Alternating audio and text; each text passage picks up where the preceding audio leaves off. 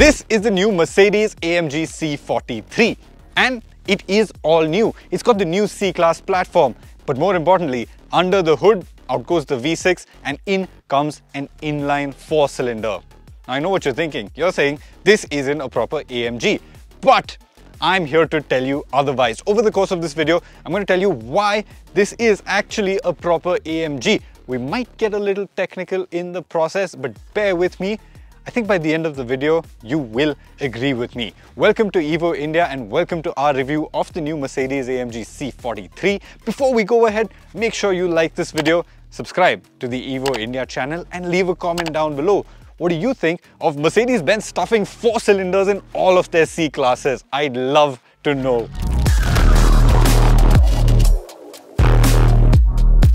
Okay, before we get to the styling and the interiors, and even before we get to the driving, I need to talk to you about the engine because this is really special. And this is half of the reason why I think this is a proper AMG. And once you get inside here, this is what you see. The first thing you'll notice is probably the strut brace. Connects one end to the other end, adds stiffness at the front end. But underneath that is this engine, 2-liter 4-cylinder motor straight out of a Falterbach. This is a proper handcrafted motor that follows the one-man, one-engine philosophy, just like the V8s do. The last V6 that was in the C didn't follow that philosophy. It was essentially a Mercedes-Benz engine that was dialed up to 11, not this one. This is a proper AMG motor. This one's built by Henrik something, I can't understand his name, but thank you Henrik for this wonderful piece. This is the M139L engine. We've seen this engine before. It's in the A45S, but there it doesn't have the L suffix, and the L essentially means it's longitudinally mounted. It's mounted this way and not like this, essentially meaning it sends drive primarily to the rear wheels. It's got all-wheel drive, but it is rear-biased all-wheel drive, unlike the A45S, which is transversely mounted this way, and the AWD system works completely differently. Another cool thing about this engine is the turbocharger. This is the first series production engine in the world to get an electric exhaust turbocharger. This is a technology that has been derived from Formula 1, and bear with me while I explain to you how it works, because it is really cool. A turbocharger essentially has 2 turbines inside it, an exhaust gas turbine and an intake turbine. Between these two is a small electric motor. This is where it's different. This electric motor can spin up using the electrical system, the 48-volt electric architecture. It can spin up at lower revs and pump air into the engine to get better boost and better responses. So where a regular turbocharger cannot spool up at lower revs, this one can. That allows Mercedes to put a really large turbocharger in here, and large turbochargers are generally weak at the bottom end, but this electric motor inside the turbocharger makes up for it. Formula 1 cars have this technology too. It's called the MGU-H, and the only difference between this and the Formula 1 technology is that this electric motor does not feed charge back into the battery. It only runs as a motor. It's not a generator as well. So essentially, this is F1 tech in a road car. That's very cool. There's a lot that's been done on the cooling front as well. This turbocharger is actually cooled on the same circuit as the engine. And when it comes to the engine's cooling, there's something very cool going on there as well. The head of the engine, the cylinder head and the crankcase can be cooled to different degrees. And this is because the cylinder head needs to be cooler for better ignition, while the crankcase, the warmer it is, the more efficiently it runs, and there's the less friction losses at the crank. So it can actually cool different parts of the engine differently. This engine also gets 2-stage fuel injection, which means, yes, it gets direct injection where fuel is injected directly into the cylinder before ignition, but it also gets intake manifold injection. So in the air intake, when the air is entering the cylinder, the fuel is injected into the air over there and then it enters the cylinder. So there's an even more concentrated fuel mixture inside the cylinder when ignition happens. It's a really complex motor. There's a lot going on inside, and usually we don't try to get too technical on our videos, but I think this engine really deserves it.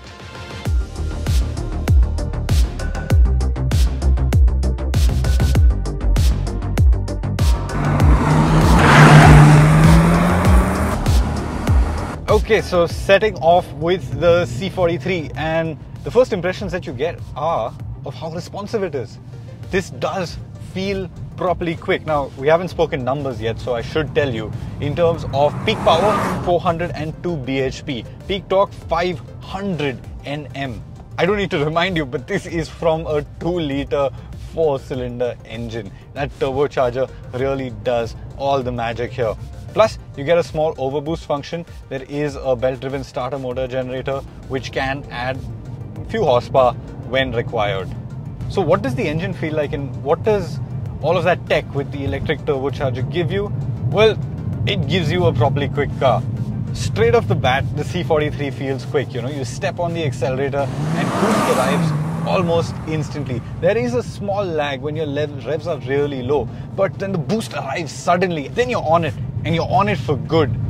There's a surge of torque no matter where you are in the rev range, and it allows you to really pick up speed so effortlessly no matter what you're doing.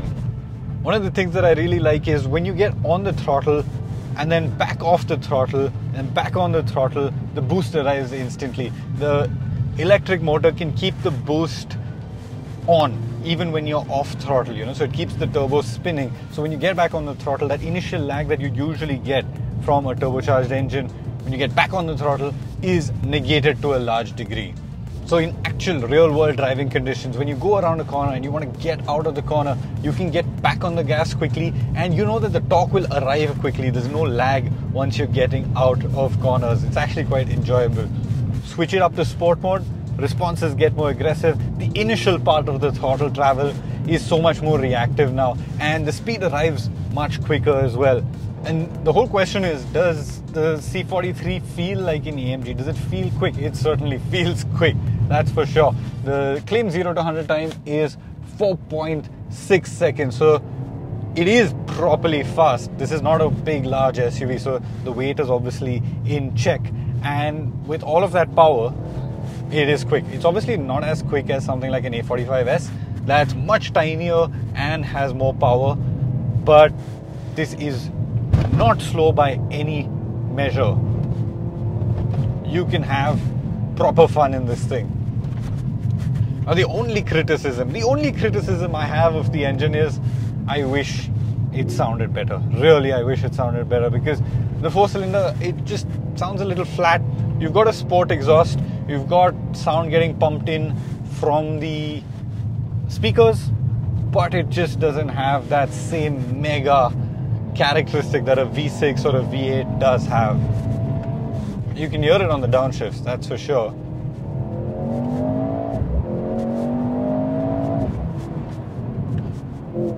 And when you really floor it, when you're redlining it, you can hear a slight woofle on the upshift and on the downshift, but it just doesn't have the same emotion. But that's part of downsizing. The C63 also has a 4-cylinder today, so I don't think you can expect much more from a C43. You will cut it some slack though, because when you start driving it and you sort of stop paying attention to the sound of it and you start paying attention to how the motor is reacting and what it allows you to do, how it lets you exploit its performance, this is really addictive. It's really fun.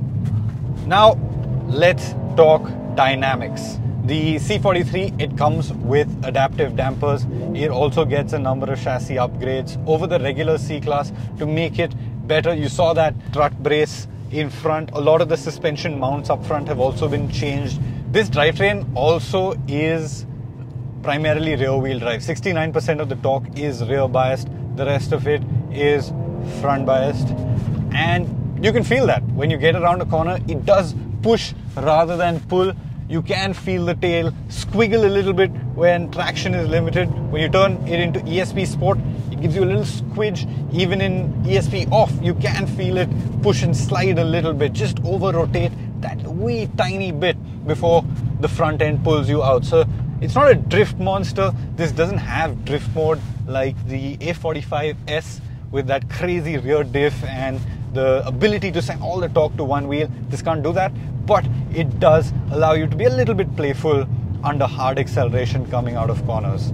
Drive is sent to the rear through a 9-speed MCT multi-clutch transmission. It's a good gearbox. Responses are quick when you're on the pedals. However, it can be a little jerky, particularly at low speeds, coming to a halt. Just those downshifts that when you're being really gentle with it can be slightly jerky sometimes. So in the city you might find it slightly jerky, but when you're out driving it hard, it's on it. It feels built to do the task.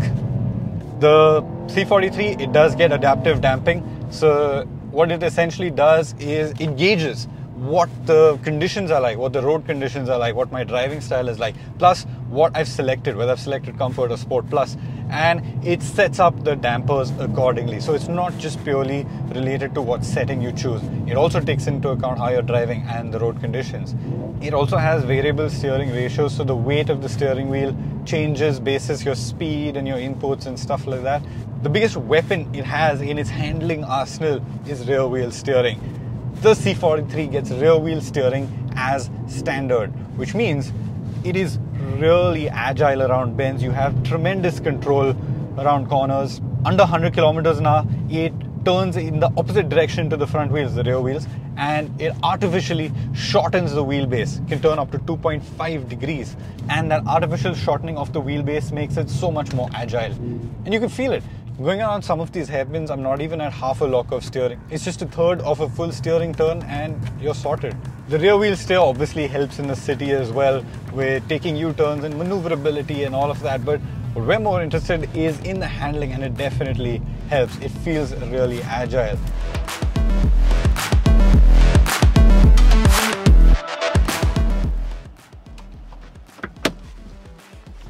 Well, this is obviously based on the regular C-Class, and it looks like the C-Class with some specific AMG details. You've got, well, digital LED headlamps. You've got the Panamericana grille. This is the biggest identifier up front. The vertical slats with the AMG badge in the corner. And you've also got this really aggressive bumper. Over on the side, you've got 19-inch lightweight alloy wheels. You've got this turbo electrified badge. It's not something I've seen on any AMG before this. You've got these blacked out side skirts. And over at the rear, you get this really cool looking boot lip spoiler. You get the C43 badge obviously, and down below this blacked out diffuser element with quad pipes. It looks really cool, you have to give it that.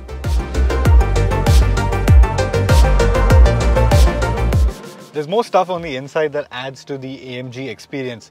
Most importantly, the drive modes. You've got this drive selector over here. We've seen that for a while on AMGs. You can switch between Snow, Individual, then Comfort, Sport and Sport Plus. There's no track mode on the C43. And on the left hand side, you can put on the sports exhaust or off, and you can set your gearbox to manual or automatic. Now, the drive modes are really interesting because they give you a lot of adjustability. Snow mode, we're going to ignore because we don't really have snow, and in slippery conditions for India, I think Comfort works absolutely fine. In Comfort mode, it adjusts your drive, your suspension, and something called AMG Dynamics.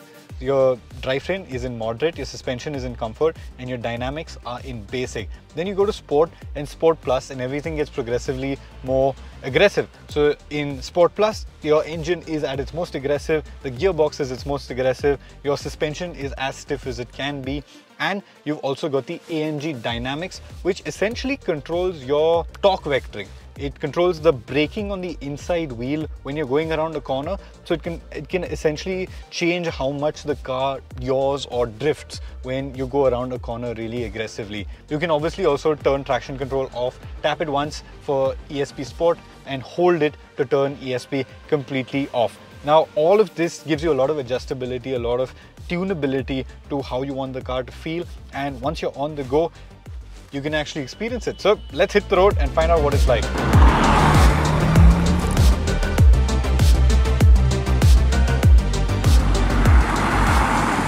Coming back to my original question of, does this feel like an AMG? It does, it really does, and that's because of how exploitable all of this performance is. It's not performance that you can't use, it's performance that you can use on an everyday basis. It's performance that you can genuinely enjoy. Okay, the engine doesn't have the same emotionality that we know and love AMG for, but it does everything else. It's quick, it's fast, it's clinical, the boost comes on right, the responses are incredible, the handling is there. The base C-Class already improved itself on the handling front so much compared to the previous generation, and this just builds on that already better base. Ride quality, okay, I'll admit, it is a bit firm, and if you find some bumps, mid-corner bumps, you will feel it get a little bit unsettled. In the city as well, if you're trying to just cruise along and not drive fast, you will feel it a bit firm. You will find it to be a little bit uncomfortable, and you will find yourself slowing down a lot for bumps like these. In that regard, the M340i is a little more comfortable and a little more usable. But the M340i has less power and it doesn't feel like a full-blown M car. This feels like an AMG. I'll be honest with you, I was a bit apprehensive before I got into this car. I mean, I have driven the C43 with the V6 and I loved it. It was really, really wonderful. And I wasn't sure if the 4-cylinder would be able to match up to what the V6 delivers, but find a good patch of road and it delivers. It's fast, it's quick, and it's fun. You can have proper fun with this. This is proper fun. Drawbacks, if I had to say drawbacks, I'd say ride quality is definitely compromised. It's not as usable as I would have liked it to be on a daily basis. It just is a bit firm. But that aside, I really can't think of any. Up a fast road, superb. Absolutely superb.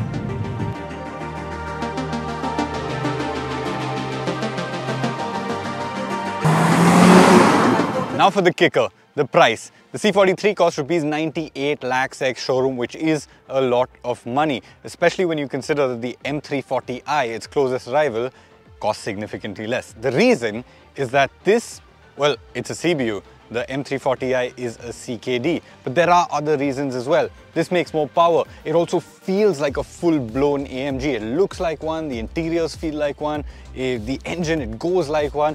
It does everything but sound like a proper AMG. The M340i, on the other hand, feels like a very well done 3 Series with a sprinkling of M on it. It doesn't feel like a full-blown M car. There are downsides to that too. This rides stiff, it feels firm, it's not as everyday usable as something like an M340i, but it does feel very special. So if you want the AMG experience on a budget, the C43, it's definitely worth a look.